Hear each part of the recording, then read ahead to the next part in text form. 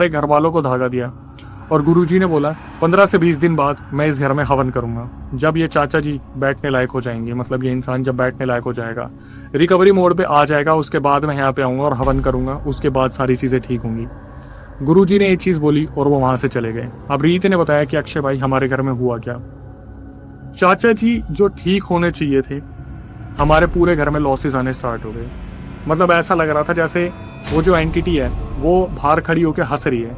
ऐसा लगता ही नहीं था कि हम लोग मुक्त हुए हैं। और साथ में चाचा जी जिनका वजन बहुत अच्छा था, काफी अच्छे चौड़े थे, लंबे थे, उनका वजन अचानक से गिरने लगा और वो एक ही जगह पे लेटे रहते, उठते नहीं थे, डिप्रेस रहा करते थे।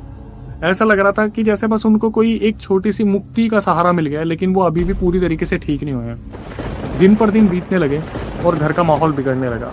घर में शांति ही नहीं रहती थी। जैसे पहले प्यार मोहब्बत था वो सब कुछ बिखरे चले जा रहा था। हाँ, अक्षय की तबीयत रिकवर हो चुकी थी।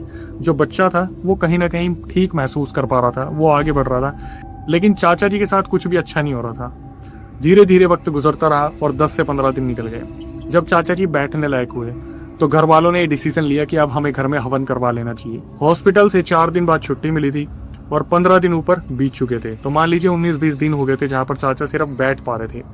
बहुत डल थे वो। गुरुजी को बताया गया कि ऐसे ऐसे 20 दिन हो गए हैं, आप घर में हवन करवा लेना चाहिए। तो सबसे पहले गुरुजी ने सामग्री की लिस्ट दी।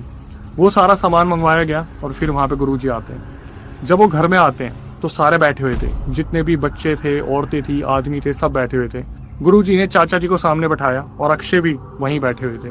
तो गुरुजी ने अचानक से सबके सामने एक ऐसी बात बोली कि सबके जहां पर वो बैठे हुए थे वहीं से जमीन खिसक गई।